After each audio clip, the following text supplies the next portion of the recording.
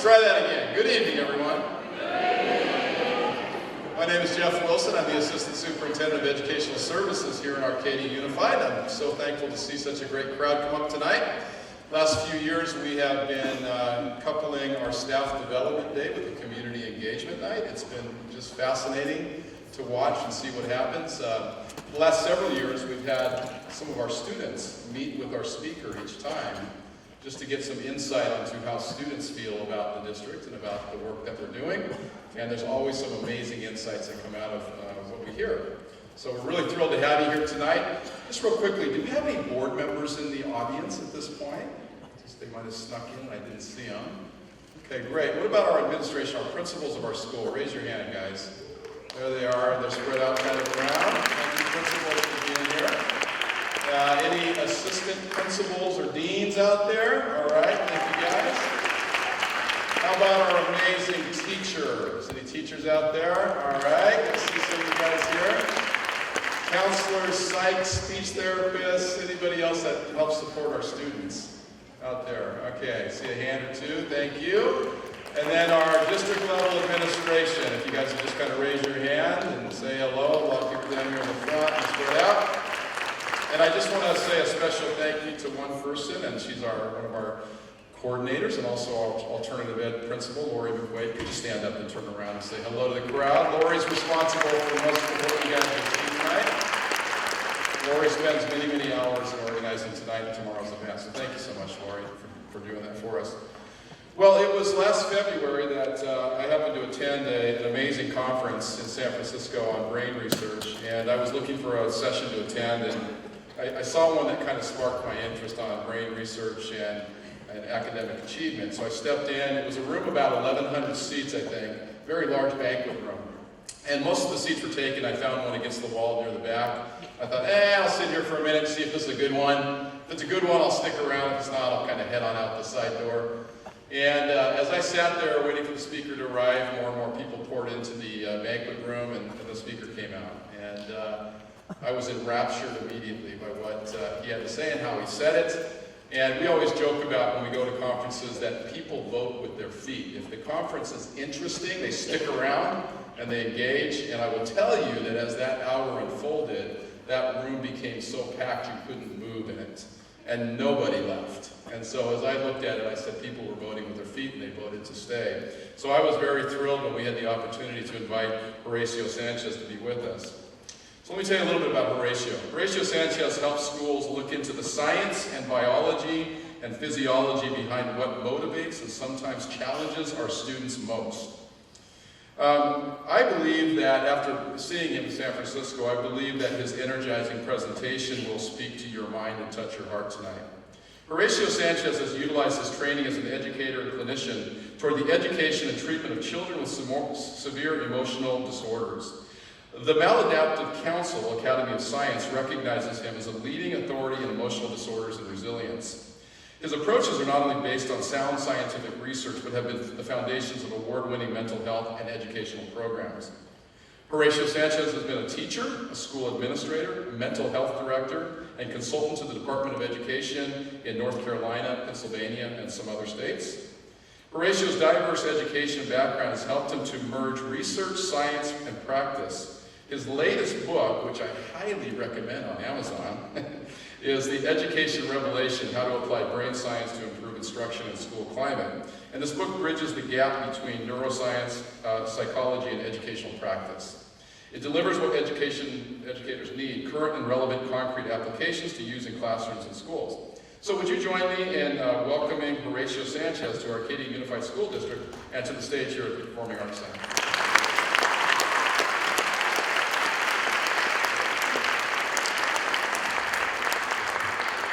Okay, this evening we're going to talk about 3 adaptations that are happening to the human brain because of a perfect storm. A range of things are happening that are actually causing the brain to change, especially in the young people. The first adaptation is eating. It has to do with the way we eat. For you to understand this, you have to understand something called temperament. Temperament is your neurobiological response to stimuli. What is stimuli? Everything your brain processes. How does your brain process? By moving chemicals. There are 3 rules of stimuli you need to know. The first rule is this: a lot of stimuli is worse than a little. A lot of stimuli is worse than a little. That's why when things are going bad in your life and you feel overwhelmed, you don't like to be in a place where too much is going on, because it makes you overly stimulated because you're already out of chemical balance. The next one is new stimuli is more chemically charged than things that are familiar. New stimuli is more chemically charged. That's why many times you freak out when you get new software. It's new, that's all, it's just new, you get used to it. And 3, anything you perceive to be threatening, worst of all. The key word in that statement is perceived, not threatening. So I need to teach you temperament. I'm going to teach you the same way I teach my college students. Let me come down here, see where we're going to go. Let's go to the Baptists who got here early for a good seat in the back. Oh, could you stand? Could you stand? Could you stand? Could you stand? Could you stand? Could you stand? 1, 2, 3, 4, 5, 6. Perfect. Come on up. Thanks for volunteering.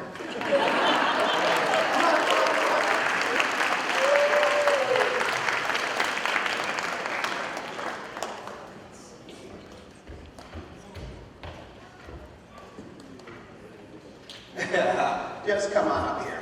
It's fine. I'll make a nice straight line right here for me, and then I'll situate you. One straight line looking at the audience right here. Pretty easy. You can stop right there. You just make a straight line and I'll move you around. Okay. I'm going to move you all the way over here because you're special. And I'm going to move you all the way over here because you're special. Okay. Temperament. This person is born with what is called easy temperament. Easy temperament is bestowed with some inherent abilities in your neurobiology. One, people with easy temperaments sleep better and eat better. You say, big deal, huge deal. When you sleep and enter REM, your brain does 3 things. One, your brain fortifies some of the things you learned that day. 2, your brain repairs. So many things happen in the brain that require repair, and while you're in REM, your brain is repairing. 3, your brain makes sophisticated connections while you sleep. That's why many of you went to bed thinking about a problem, and you woke up with the answer. You thought you were special. You're not special. This person gets more REM, so she gets more what? Fortification, repair, and making sophisticated connections, which is high-level thinking. This baby will eat better, eat better, eat better. You see, your brain is designed to reinforce when you consume foods that are high in sugars or fats. Why would the brain do that? Because you need a certain amount of sugars or fats to survive. So when you consume a sugar or fat, the brain secretes dopamine in the nucleus accumbens to reinforce the behavior, motivating you to do it again. And think about why you need that. Survival. Primitive man is hunting for food. He comes across some berries. He eats it, glucose. He doesn't find food for multiple days. But because he got dopamine reinforcement when he ate, guess what? He's motivated to keep on going. Wonderful, wonderful thing. But there's a catch. When you eat a food high in sugars or fats, and dopamine secretes, it makes you subconsciously feel better. But the feeling spikes and drops. So, guess what? One of the things we find out is because the world is so fast-paced and so stressful today, lots of people oftentimes consume something in high sugars or fats when they're stressed. So people go like, when I get stressed, I eat my candy bar. Of course you do. So now you eat the candy bar. It spikes and it drops. And now you have to do what? Maybe have another one, and another one, and another one. This level of eating has caused people to have a weight problem. In the world, you're supposed to have only 19% of the world's population genetically at risk for obesity. We're well beyond that. We now have an obesity crisis in our country and in the world. The world is changing to the point that people are selling you a lot of stuff, making you believe that you can become thin and beautiful with a simple pill. It's amazing stuff. You guys are intelligent people, so you'll never buy it. Well, maybe you buy it once, and it didn't work. And you say, I'm stupid, I'll never do that again. Then the next year, you try another one, and another one, making millions of dollars on this stuff. I want to help you. I can give you a foolproof method so you will not abuse eating sugars or fats. Because here's what's happening. Many of you stay up late at night. Remember, you start your day with your best balance, homeostasis, and as you go through the day, you lose balance. So one of the worst conditions is to eat late at night because in late at night, you're chemically out of whack. So many times you start very innocently. You say, I think I'll go to the refrigerator and get an apple. That's exactly what you plan to do. But if you go to the refrigerator in this condition, your brain is going to say, screw the apple if you see anything with more sugar or fat. So I'm going to help you out. I'm going to give you a foolproof method not to abuse foods high in sugars or fat. It's actually brilliant. You don't have to pay me $1 million for this message. Are you ready? Yeah. Write it down. It's free. Ready? Buy less crap. Why are you laughing? It's brilliant. It is brilliant. Now think about it. I'm telling you to fill your house with good stuff. Now it gets late at night, you think, I think I'll go to the refrigerator and get an apple. You open the refrigerator and all you see is healthy foods. This is what you're going to do. You're going to slam the refrigerator and go to bed. Solution. Now, a small percentage of you will still be motivated to get up and get in your cars and go get some sugars and fats. I got nothing for you. You got issues. This baby doesn't have to worry about that. Why? You can have candy all over the house. Since this baby maintains better chemical balance, they tend to eat better by themselves and not drawn to foods with sugars or fats. This baby is also born with what is called wonderful affect. Affect is the showing that the baby is understanding people at a high emotional level very early in life. This draws people to this baby. People love this baby. If you have a baby like this, it is an amazing thing. Now, if you want to do a test, I can help you understand if you have this baby. The doctors offer to pay you. That's how big this baby is special. Only 10% of the world's population. Let me translate that for you. It's probably not you. So where are you? Right here. Average temperament. You guys eat and sleep well as long as your patterns stay the same. The moment something changes in your life, you need a period of time to adjust. So let's say you guys went away to a conference. 4 days, 3 nights. Most of you, the first night at the hotel, what do? You toss and you turn. Why? Because the hotel bed is evil. No, because it's new. And after the first night, then the second night you sleep a little better. The third night you're finally adjusted. You need a period of time to adjust. You will eat pretty well when you're upset. You're going to be drawn to more sugars and fats. And you will never read people as well as this person. You read people pretty well.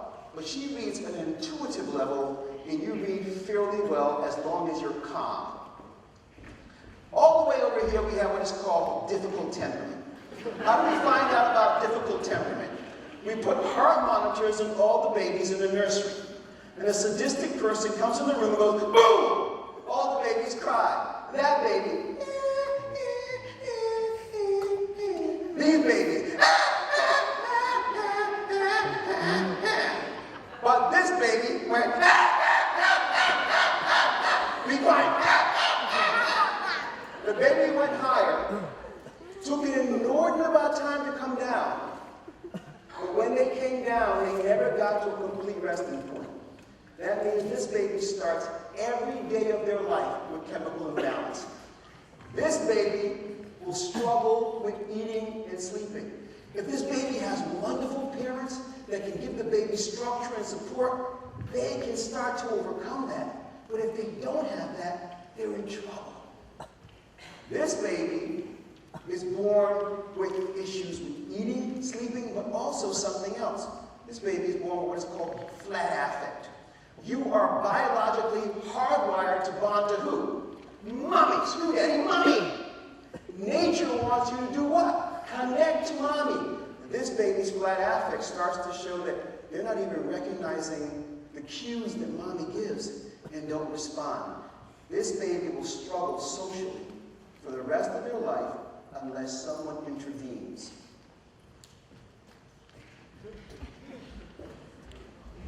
Don't get scared. You stand up right here, and you sir right behind you. I love when they look away like they're invisible. This one. Okay, so you're gonna line right here. This is my friend Stimuli. Say hi to Stimuli. Hi. This is my friend Crisis. Say hi to Crisis. If your brain stays stimulated for too long, you will go into? Very good. You guys have a very easy job. When I give you the cue, you're going to do the slow march like this. Say 1, 2, 3, 1, 2, 3, and you're going to come all the way up and just walk just like this. That's all you have to do. Got it? Okay. Now I need to teach you guys how to dance. My qualifications is that I'm black. Okay. Here's the position I need you all in. Here's the, even you difficult, thank you. Here's the position. Now we'll do like a locomotion. We're going to go down, around, down, around. Now the down, you're going to go like this. Agitation, agitation. I don't hear you. Agitation. Okay, chill. Now, since you're the first to adjust, you'll be the first to stop. After her, you. After her, you. After her, you. After him, you. Eventually, you. I pray you're in shape. Okay. Dancers in position. Let's begin. Agitate. Hit a stimuli in crisis.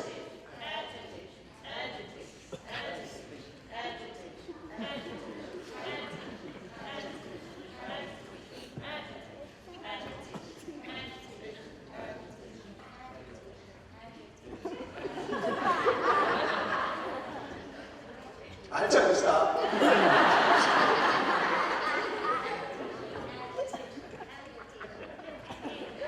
Okay, stop. So before she had a chance to stop, what was already on top of her? Too much stimulation leading to crisis. Thank you, guys. Here we go. Your moment of fame is over, guys. Exit stage right.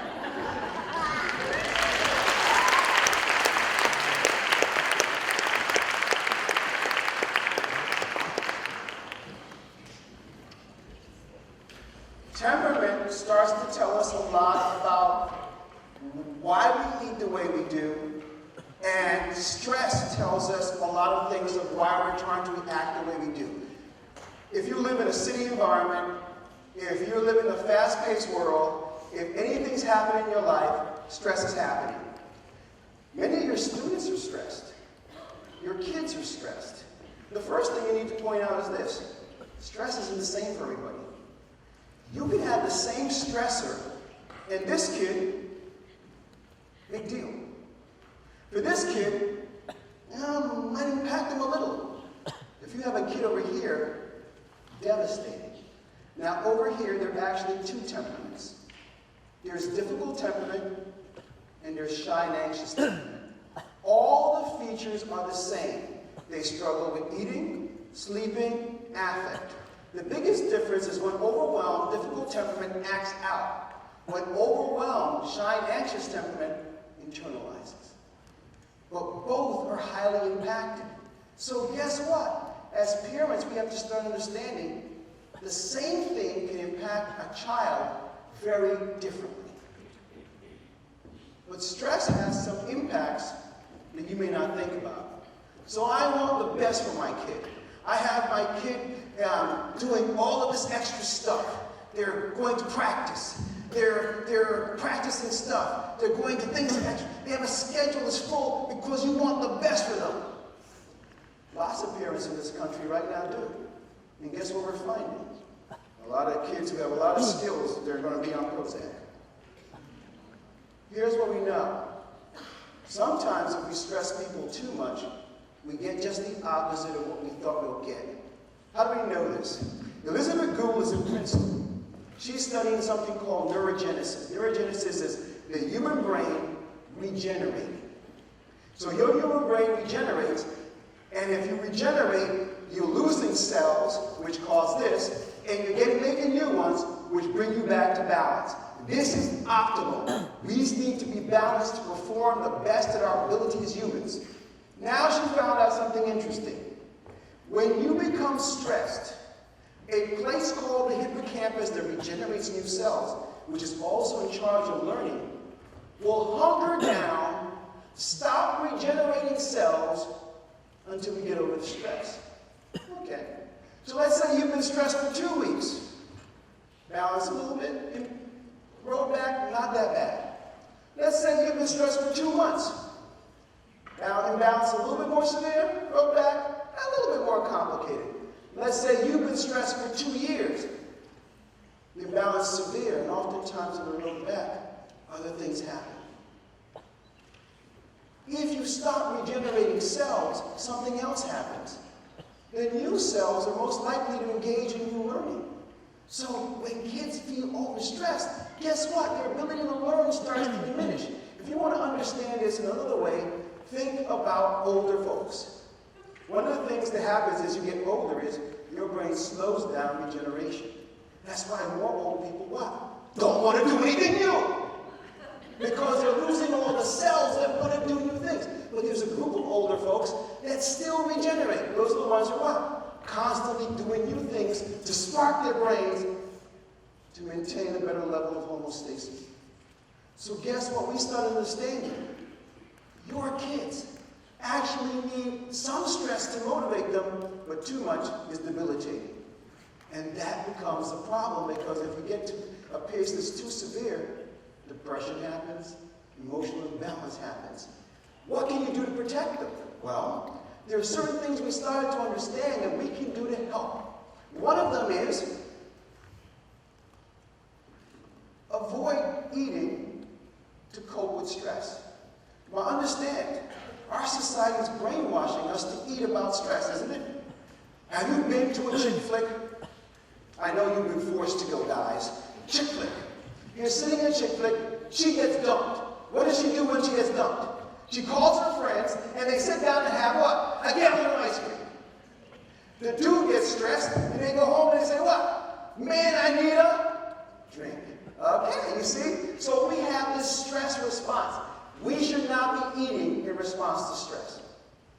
There are better ways of coping with stress. How do I cope with stress? Well, you have activities that you do to make you feel better. That's just one of the things healthy people do to cope with stress. 2, make sure your diet is low in sugars and fats.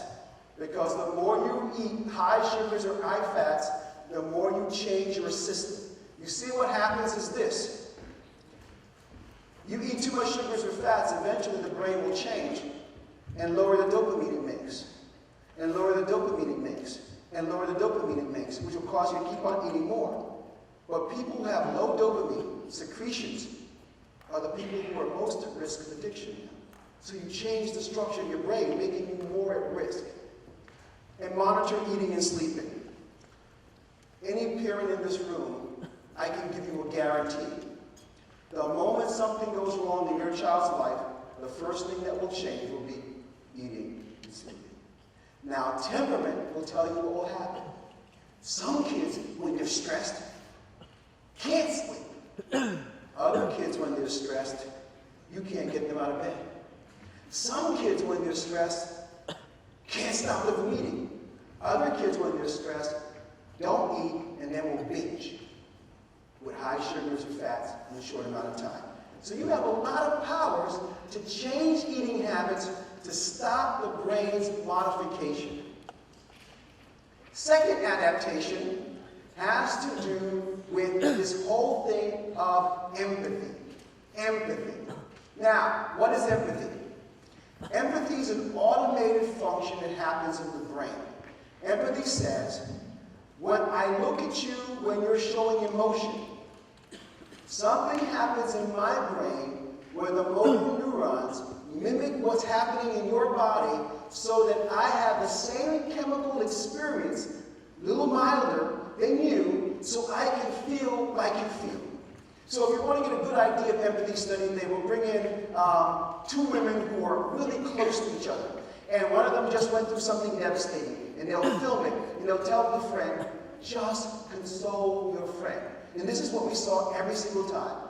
They're like, and her friend's face started changing. And eventually he started crying.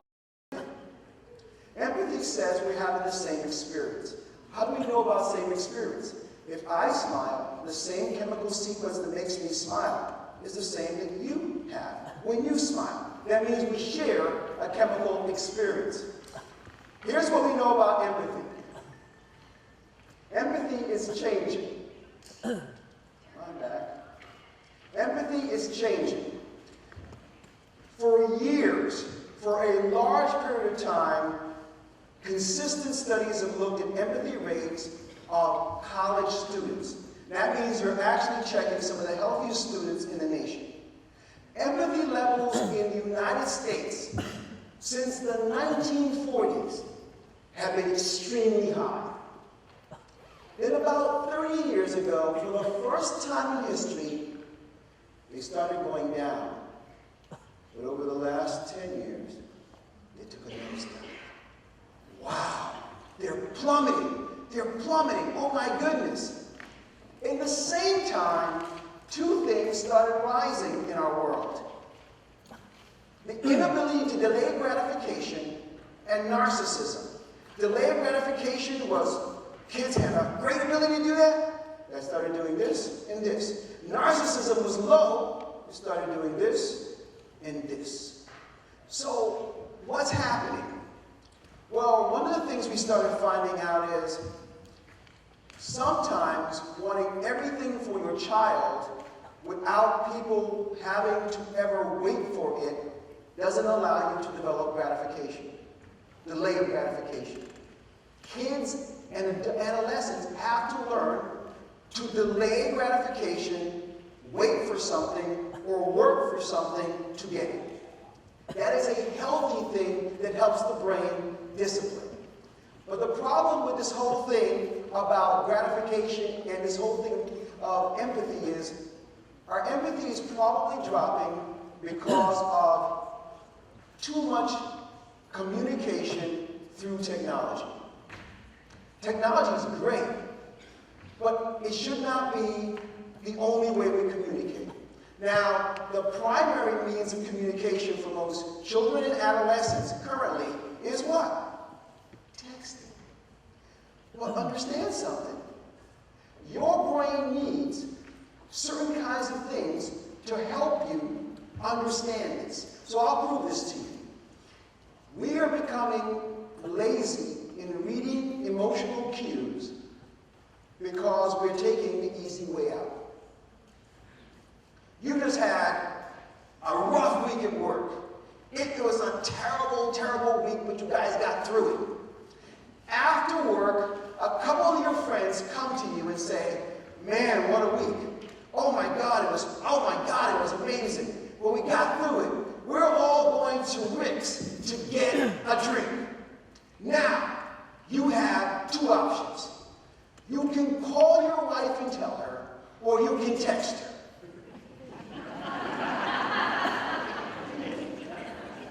Honey, I'm going to Rick's. Look, you out.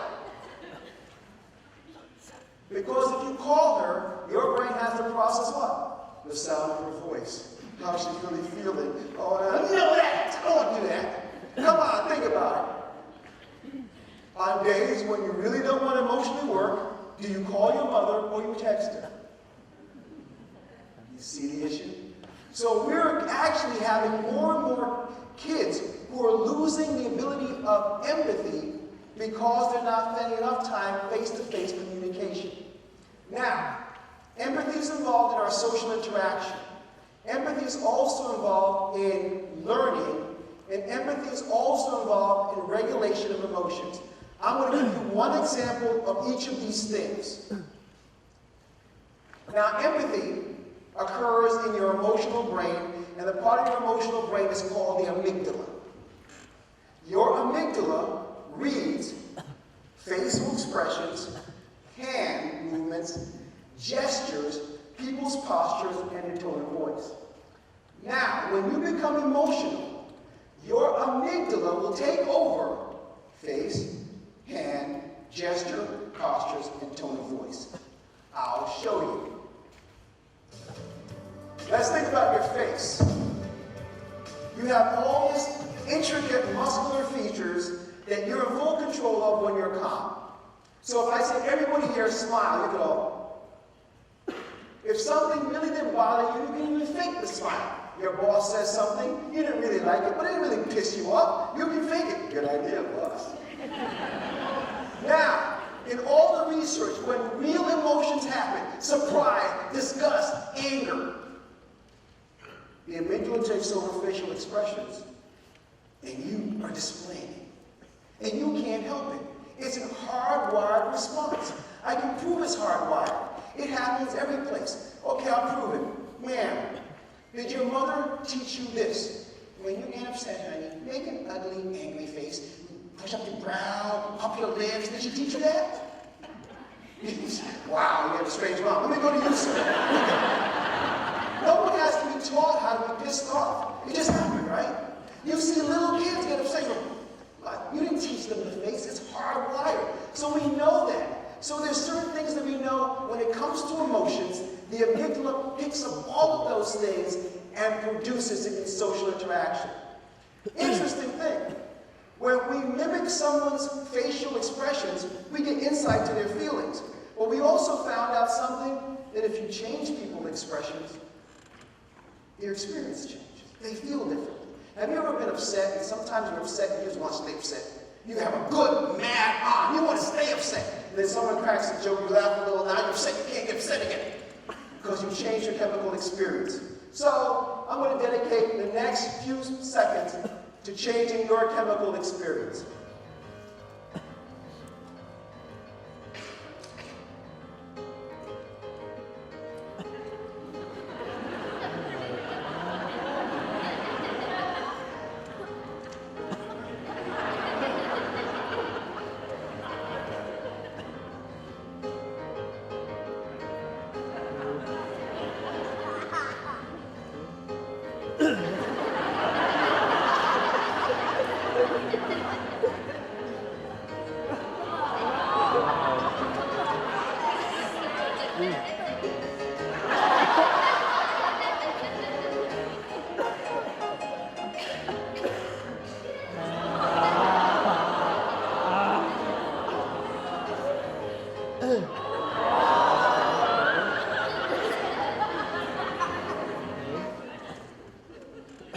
Okay, so what happens deep in our emotions, in our brains, is demonstrated externally, in our face, our hands, our posture, our gestures, to the point that we kind of know certain things. So when we started doing forensic work, we started seeing patterns. What happening in people's brain showed us external patterns. For example, when people oftentimes visually remember something when we're interviewing them, their eyes tend to darken. When they visually constructed something, their eyes tended to dart that way. However, some people, to construct, did what? Went to remember, then went back to construct. When people auditorily remember something, their eye tends to start straight across. When they auditorily construct, it goes straight across the other way. Some people can't auditorily construct until they go back and remember, then construct. So, I want to do an experiment so you can experience this. This is how this experiment will work.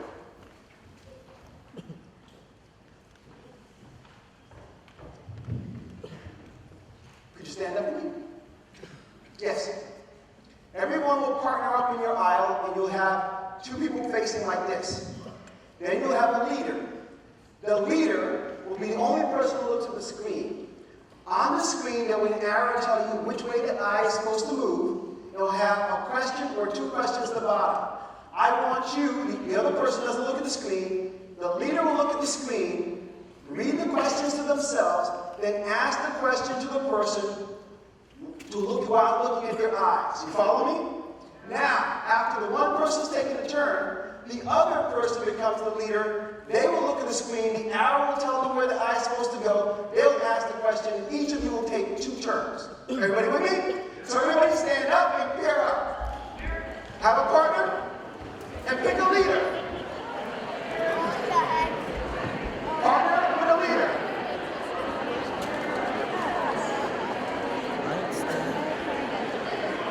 What's up, Cam? Hey, Mr. Ford. Okay, everybody How are have you, a boss? partner? What? How are you? Good, you? Everybody have a leader. All right. Okay. Now, only the leaders should be looking up here now. Only the leaders. I'm going to change this. Leaders.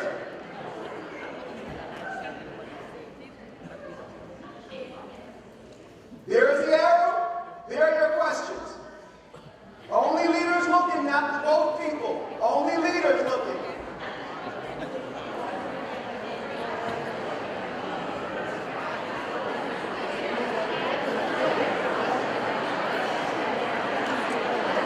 You have to be looking in your eyes when you ask the question.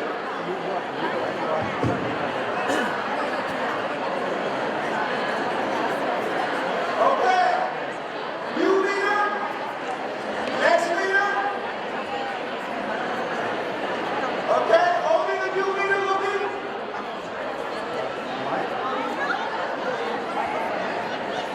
There's your arrow. Next leader. There are your questions.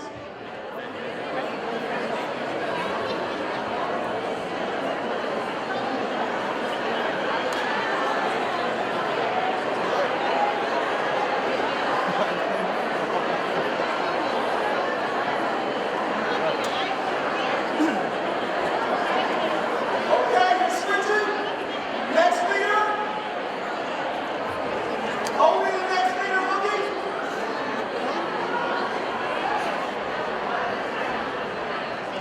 No. Okay. Next leader, there's your arrow. There are your questions.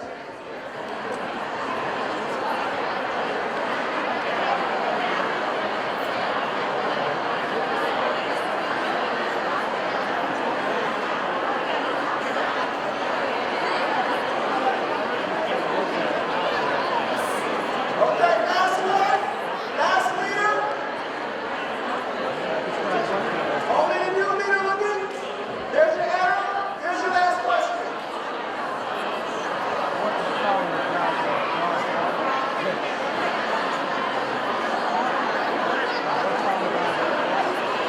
Okay, have a seat.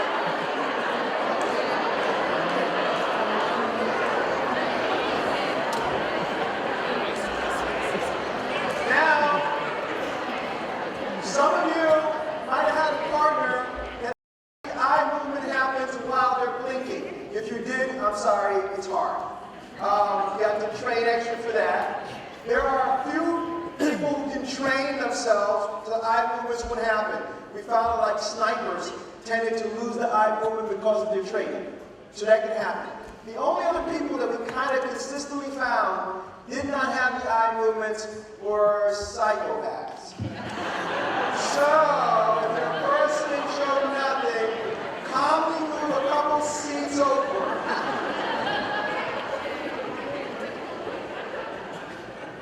Empathy is also involved in learning. Empathy is involved in learning. So I'm going to give you one example. We started understanding that a thing called embodied cognition says this. Embodied cognition basically told us that for everything that we learn that's abstract, the brain tends to do something in the body to help you comprehend abstract things. So one of the first people who did a really intense job with the importance of this in learning was Needenthal. Needenthal brought in a bunch of people to read, and he hooked them up to fMRI so he could see what was happening in their brain, and he did a calibration machine that recorded every micro movement that the face made. Then he had them read a passage aloud. And here's what he found out. there were people who had better levels of comprehension, and consistently the people who had none of the micro movements, poor comprehension. Some micro movements, pretty good comprehension. A lot of micro movements, high comprehension. What was the micro movements happened? When we were reading and we came across an emotional word, like vomit or murder, mutilation, something, little micro movements happened in your face that were reflective of motor neurons in your brain having a facial reaction to the word. And he found out that reaction helped comprehension because the person felt what was supposed to happen in the text. Well, some people were confused by this, and the next experiment actually started to help explain this even better. My mistake. New clicker. I hate it.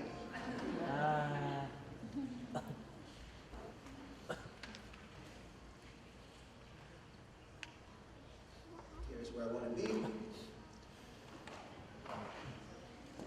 Okay. They brought in a bunch of people and they said, have you ever had an experience that shocked you? Have you ever had an experience that really made you angry? And they said on a scale of 1 to 10, 1 being mild, 10 being furious still or still shocked, rating. If you gave a rating of 8, 9, or 10, you were a candidate. Then they said, have you told the story before? Yeah, I've told it several times. Every time you told it, did it just make you just as angry or just as shocked? Yes. Okay. Then they bring you back in a few months later. They hook you up to fMRIs to see what's happening in the brain. And they said, we're going to have you tell the story again. But right before you tell the story, they give you a Botox injection right here. So you cannot lift your brow in surprise or furrow your brow in anger. By the way, ladies, because you don't want a wrinkle, I know many of you want to do Botox. I make sure the doctor is really, really good. Because if you start having all movements go, feeling goes with it. Then you might be pretty, you'll probably be pretty mean. Okay, so, all these people are going to tell the story again. They just got an injection. They tell the story. The story they've told all the time, and every time they told, it got them mad or angry. Then they said, could you rate the story today? And everybody's rating was 6 or lower. We said, you just told us a story a month ago. You said it was a 8, 9, or 10. What happened? I don't know. But the fMRI showed what? That all the signals that they had before that gave them the feeling was jammed because they could not move their brow down, and it changed meaning. If you really want to understand this, who doesn't have empathy response? Psychopaths. This is one of the reasons psychopaths can hustle your mother and take everything from that poor elderly person and not have any remorse at all, because they don't have feeling. Feeling is crucial for how we learn, because guess what? We read Shakespeare, we read Frost, we have things that move us in our souls. And that's what makes it great literature. If you don't have any of the feelings, it's just what? Words and language. It loses all its meaning. So yes, it's involved in learning. And we found out that it helps us. I told you it helps you with abstract concepts. I'll give you an example. When we have you on a calibration machine and we say, close your eyes and think of something you did yesterday, you move 2 millimeters back. When we say, think about something you have to do tomorrow, you move 2 millimeters forwards. Do you register it? No. We now know that most people did that the first time they comprehended past and future. Why did you do that? Your body was helping you understand the abstract concept. You guys don't believe that? Okay. They found a tribe. And this tribe actually has a culture that says, When they think about the future, to them it's related to the past. When they think about the past, for them it's related to the future. When they did this experiment, when they said past, they leaned 2 millimeters forwards. When they said future, they moved 2 millimeters backwards. Because it was helping them comprehend language. Most advanced concepts, your body is helping you because of empathy response, which is fairly automated. This starts to explain why Susan Goldman Meadows was able to help students conquer really advanced math concepts by just having them do what? Move their hands. Because the body loves movements of the body to understand concepts. It's still the body being involved. Your body, and especially automated response, helps us have meaning. I'm afraid of a world where people can read a book and not be driven to tears. I'm afraid of a world where music no longer touches our soul, where we can't go to theater and capture our imagination and feel. If empathy drops, we lose an ability to comprehend and to learn. Empathy actually will impact how we deal with emotions, how we deal with anger. Empathy response helps us. Maggie is at Stanford, and he specializes in pain. So he's done all this research on pain.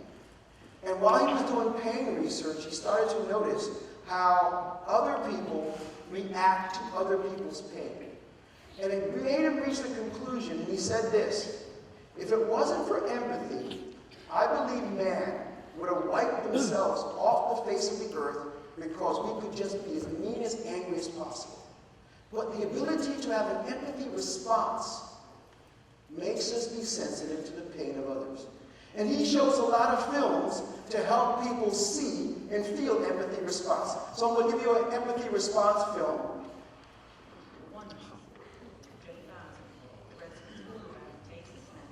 Could you raise the volume? 2 Mississippi. It's a trick play, a flea flicker, and the running back tosses the ball back to the quarterback. 3 Mississippi. Up to now, the play's been defined by what the quarterback sees. It's about to be defined by what he doesn't. 4 Mississippi. Lawrence Taylor is the best defensive player in the NFL and has been from the time he stepped onto the field as a rookie.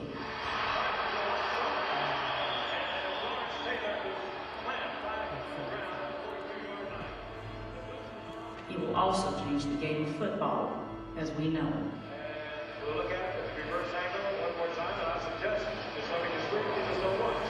We'll look at the reverse angle one more time, and I suggest just having a screen just don't watch. Legendary. What you just showed there was called empathy response. It stops us from being callous. It doesn't allow your kid to pull another kid down the steps and not feel anything. Empathy is crucial. And if we start losing empathy, we're going to be in for a more callous, meaner world. Some of the simple things you can do to help kids maintain empathy is things like have dinner together three times a week. Conversation, looking at each other's faces, having a standard time where kids learn to read people and continue looking at people they understand well. Make sure and encourage your kids to have some face-to-face conversations that everything doesn't need to be text. Because empathy is like a muscle. You've got to be looking at people to be able to develop it. One of the things we now notice that people don't look at people anymore because they're no longer that concerned and they're not reading people. If you develop, empathy is crucial for their health. And the last adaptation I'm going to tell you about is the lowering of focus. The lowering of focus. There was a study done by Moody, and Moody was basically checking to see if you take people who didn't interact with technology, had some interaction with technology, and had technology, used technology all the time, who were fairly elderly, to see if you could actually change their ability to interact with technology to improve their quality of life. Moody made some interesting observations. The first one was that certain forms of technology don't tyrate down for the brain. So once your brain has done something over and over again, the brain can no longer get as excited. So the brain does this. So let's say you never fly. The first time you flew, it was like this. Then you fly all the time, guess what? You don't get as excited when you fly. Your brain tyrates down. She found a very interesting thing. Every time you read a text, your level of stimulation is exactly the same.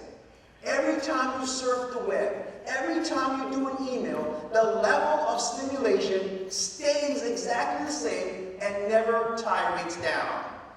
The second observation she did actually changed the world, and it was a one sentence in the entire study. She said a strange thing happened. As we got people who never interacted with technology, as their level of interaction with technology increased, their focus scores went down. Their ability to maintain focus actually went down. This started a slew of studies, and I'm going to have someone tell you about his study now. I'm sorry, so emotional intelligence requires attention. But, as I mentioned, to achieve that attention, we have to look. And the challenge to that is something called partial media displacement. Very simply, that's a theory that says, every time a new technology or service appears, the first thing that happens is pretty obvious. It steals time from other information services. Movies steal time from books, radio steals time from movies, television steals time from radio, the internet steals time from television, etc. But media are seductive.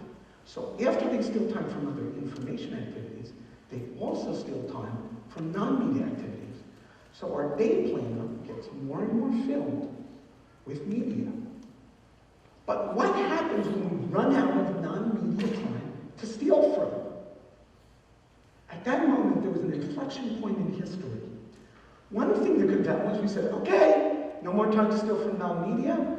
From now on, we're going to replace media one-on-one. But that isn't what happened. Instead, we did whatever we do when we have too many things to do and too little time to do it. We started to double book media. But the rate of media, new media, gradually accelerated and then increasingly accelerated. So what do we do then? Did we give up? No. We triple and quadruple book media. So now we find that the top 25% of Stanford media students, media users, for example, use 4 or more media at one time whenever they're using media. That means whenever they're writing a paper, they're also listening to music, using Facebook, watching YouTube, texting, etc. So there's been a tremendous change in the nature of paying attention with media. What are the consequences of those changes? Well, it turns out that chronic media users pay a strong cognitive price. First of all, they find it very difficult to filter out irrelevant information. Second, they have serious problems with managing working memory. They're also suckers for irrelevancy. Give them something irrelevant, they can't help but look at it. And finally, and perhaps most surprising, they're even bad at multitasking. They can't actually manage doing multiple things at one time, even though they do it all the time. Now, what's going on here? Is this merely an accident? Is this merely some random change? No, it's actually changing the way the human brain works. So this is the brain scan of a functional magnetic resonance imaging of high and low multitaskers when asked to do an irrelevant task. The little white... Okay, I'm going to stop it here and get us all on the same page. The oldest premise in psychology is that the human brain does not multitask. It cannot do it. When you actually do multiple things, your brain is switching. So if you're doing 2 things, the brain is switching back and forth. It's doing it so fast you don't notice it, but every time you switch, performance drops. Performance drops. So let's say you're doing 3 things. You're switching. Now, drop, drop. Let's say you're doing 4 things. Switching, drop, drop, drop. So the more you do, the more things suffer and the longer it takes you to achieve something. So we've always known the human brain can't multitask. We see all these young kids multitasking with technology while they do everything. They say, well, to do homework, I gotta have music, I gotta do all this kind of stuff. And they're doing all this multitasking. We said, maybe the brain is changing. No, we still can't multitask. And that's technically not true. 0.02% of the world's population is capable of multitasking. I'm always afraid to say that because everyone sits there and goes, 0.2 right here. No! It means 0.2 of all of you. And that means, let me translate, it's not you. So, you can't multitask. Now, let's do an experiment. Technology is dropping kids' ability to focus. The difference between you and your kids is you grew into technology because you're already here. They're born into technology. Well, let's see, just check how your brains are doing. Okay. Let's say you're home and you're going to watch a half an hour TV show. Half an hour comedy show. That means you only have to watch 19 minutes of television because the rest is commercials. With me? So you click on the show. 3 minutes into the show, you go, I'm a busy person. I probably need to get a little bit of work done. So now, instead of just watching the 30-minute show for 19 minutes, you go, well, I'll do some work and watch the show. So you don't work, watching the show. You don't work, watching the show. Oh man, I probably should also check my emails. So now, you check emails, do some work, watching the show. A few more minutes into it, you go, there's some things on the web I probably should check out. So now you're surfing the web, checking your email, doing your work, and watching the show. Then you look over. There's a perfectly good iPad just laying here. It could be showing another game or filming something, streaming, or I might play a game. So I put it up, I have a game showing. Now I have a game streaming, the television show, I'm doing work, I'm surfing the web, I'm checking my email. And even though my phone flashes green, every time I get a message, I better pick it up and check it every few minutes just in case the president texted me. If that is you, here's what's happening. Remember we said stimulation never changes? We have some things called high sensation seeking neurons. And the more we interact just with technology, the more they crave stimulation. And the new cells leap in to want more. And once you start developing more and more of it, it doesn't want to maintain focus, it needs to shift, just to get more stimulation. But the problem with that shifting is our ability to focus and achieve things goes down. And we try to tell ourselves, well, I'm doing so many more things, so I'm being more productive because I'm multitasking. And we all know the human brain is incapable of multitasking. The performance is dropping. So let's look at this beautiful image here. Do you guys see the little white dot on the corner on the left, on the right? That is the energy expended by people who don't always multitask and have certain things they do single task. Always in their life, they're conditioned to do that. You see all that yellow? That's a composite of every high multitasker at Stanford to do the same task. That amount of energy. That means their brain works harder to do the same thing. Capacity's lost. And these guys are intelligent, great, wonderful kids who are striving at a great university. What's happening? Well, emotional intelligence requires focus.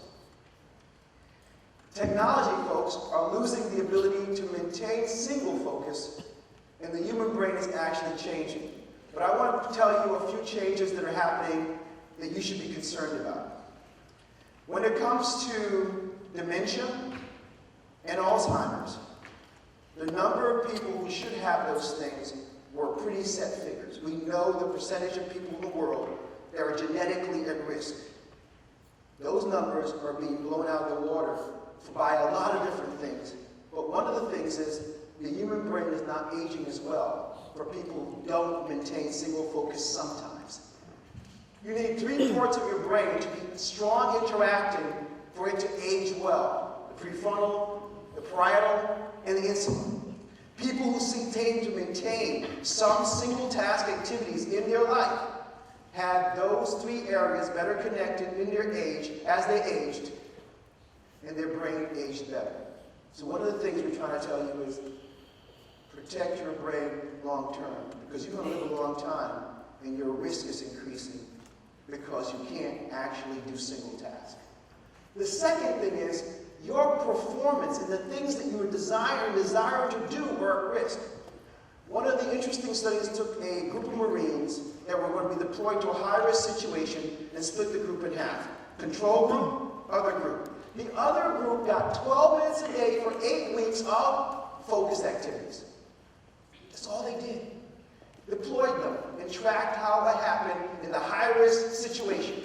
The people who did the focus exercise had better memory, better mood stability, and also performed better under pressure. The other group had more people could not remember things, had more people have emotional breakdowns, and had more people fail to do the job in high-pressure situations. Your focus is required for the emotional health of your brain. They did an interesting study of people who had multiple cases of depression, and the only difference was they gave them half the group the same treatment in the placebo, and the other half of the group the same traditional treatment for depression and focus drills. The focus drills helped their brain to be able to overcome, so helped us to not to have depression anymore or slide back into depression.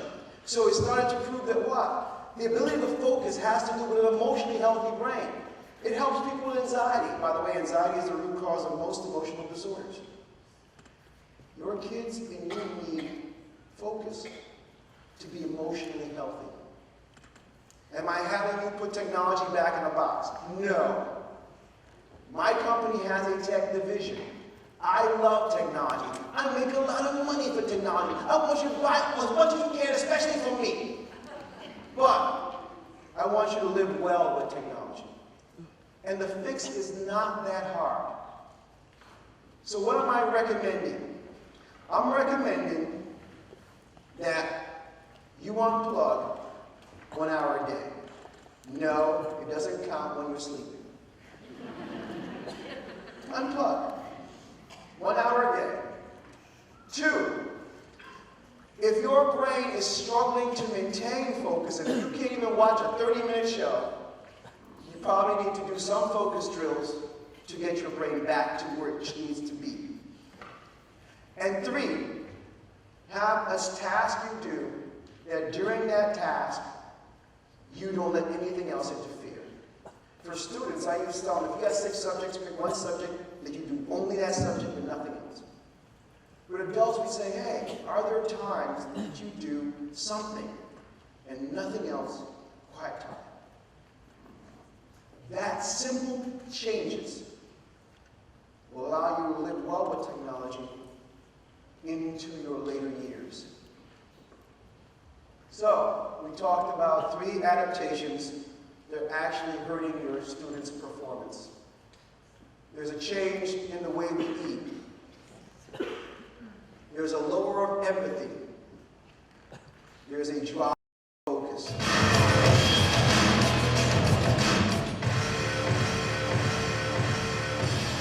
But what is the greatest defense? You guys. You can educate your kids on what's happening. You can help them eat better. You can help them have face-to-face time. You can help them unplug. But here's the other thing I warn you. You can't help them do those things unless you're willing to model them. Here's the reason why. The first form of natural instruction to the human brain is modeling. If you model a different message than what you're saying, it's very hard for the brain to make an adaptation. So we need the family to change. The brain is adapting. Our eating is changing. And we can return to the diet seems to help our body perform at its max. Our empathy is lowering, where we can return to face-to-face communications and restore our ability to feel. We can look at individuals and look at cues and be sensitive. Our ability to focus is diminishing, but we can stop multitasking and restore the ability to focus so we can improve and achieve the greatest things. This is not a message of doom or of gloom, because we kind of know that although the world is full of suffering, we have the capacity to overcome anything deep in our DNA. In knowledge, there is power, and in power, there's responsibility.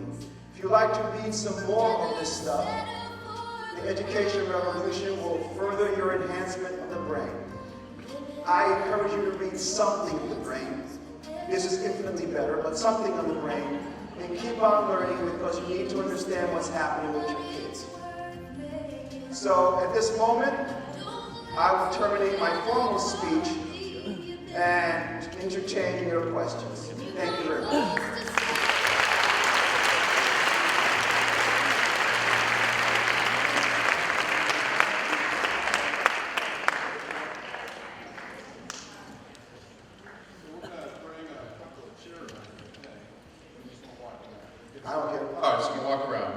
So at this time, we do have two microphones set up on either side of the camera here in the center portion of the building. And we'd like to invite you, if you have a question, to approach the microphone, and we'll recognize you at that time. Looks like we have our first question. Hi, thank you. Thanks for a great speech, enlightening. My question is in regards to the focus drills. What are they, and if you can give us some input about that? Okay, good question. Let's broaden the concept of focus. Focus drills are one example. People who engage in yoga actually have some of the same benefits of focus drills. Mindfulness activities also fall in the focus drill category. So if you know anything about mindfulness, that's another thing. And then, of course, there are focus drills. There are a lot of places who have a better reputation of having the focus drills that they're trying to get to you be more scientifically more validated for improvement of just short-term focus. What I will actually try to do is, there are a list of a few places that do a very good job in describing them for you, and I can probably get into the district, and they may have some kind of place they can post it. So then you have examples to go look at. But I usually do examples of them. Our company created a lot of focus drills, and basically all we did was go back to thinking about what kinds of games did we do as children that improved focus and actually mimic a lot of them. Because lots of kids learn focus through playing. And we use that same concept to try to do that. And that's what a lot of people have done. So I can give you an example, but if you go to all those sites, you'll be able to see examples of focus drills, and they follow patterns. And basically, it's anything that can maintain focus. But believe me, if you can look at an apple for 60 seconds without doing anything else, that's a focus drill. You don't have to pay a penny. If you can hold a pose, that's a focus drill. You don't have to pay a penny. There are lots of mindfulness activities that you can do that are just as effective. So anything in those ranges are good. But if you want to do actual drills, I'll send some sites to you, okay? So I have a question from the audience.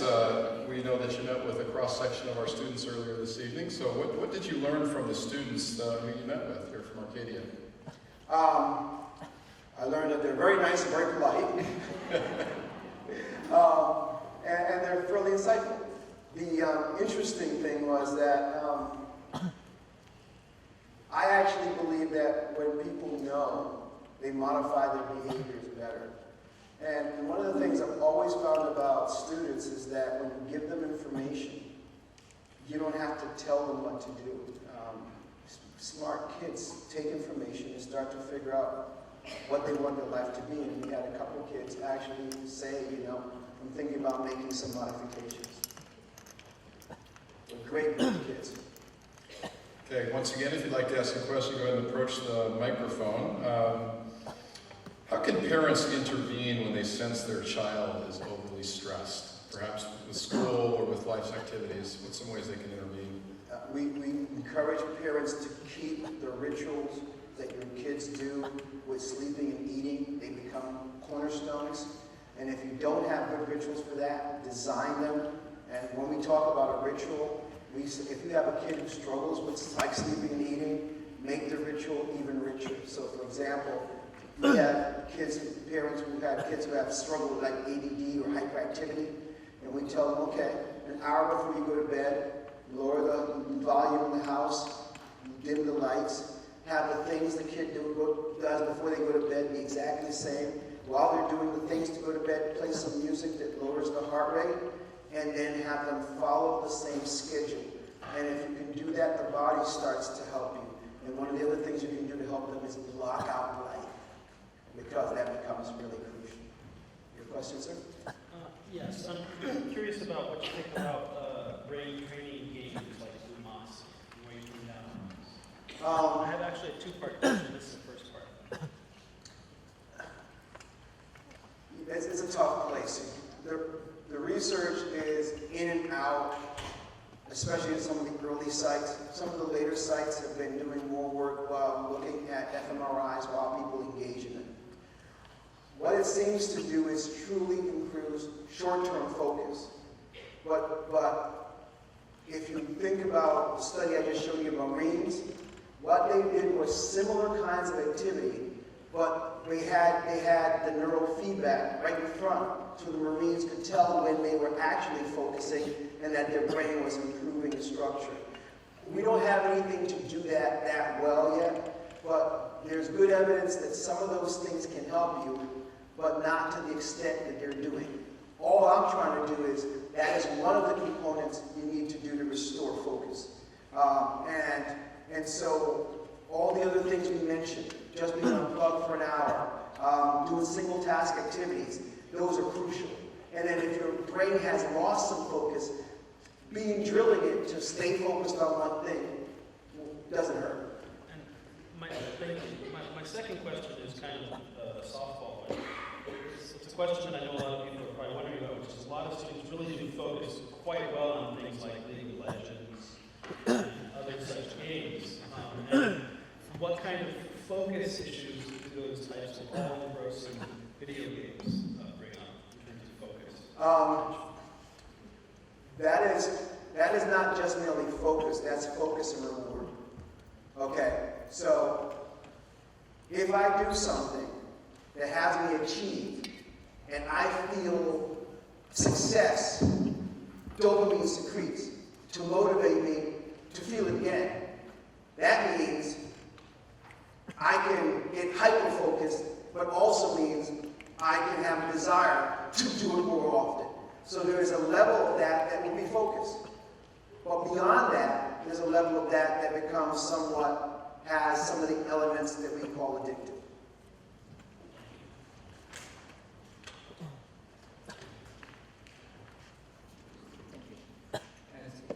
I really appreciate your presentation, sir. And I have a question that I grew up in a single tasking.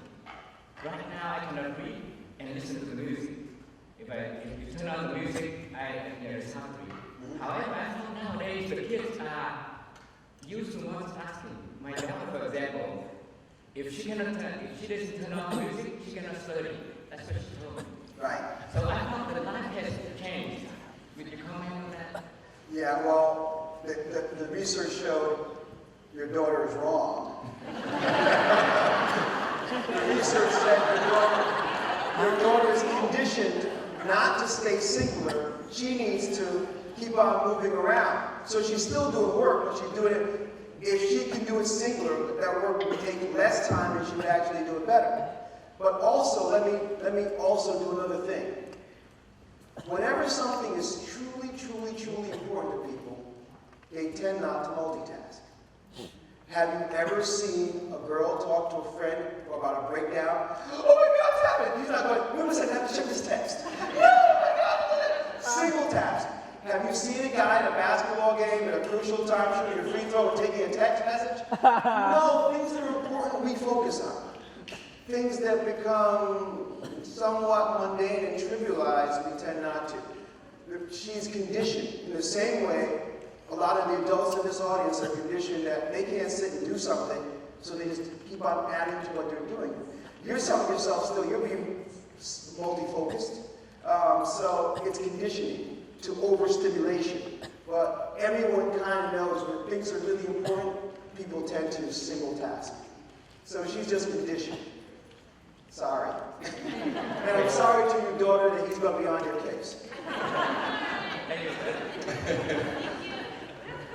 Any other questions from the audience? We do have a couple more minutes. Make your way up. I'd like to ask another question about stress. We hear a lot about our students feeling a lot of stress. So how much stress is too much stress on our kids? And how can we as parents know that our child is overly stressed and possibly in danger?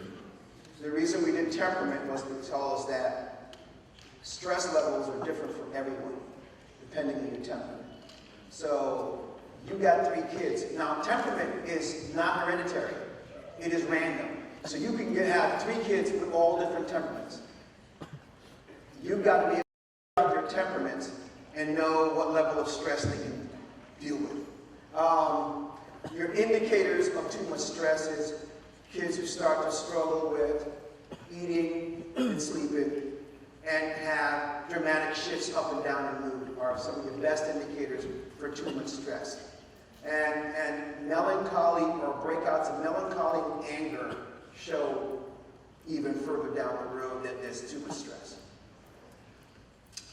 Okay. Thank you, Horacio Sanchez. Let's give Horacio a big hand.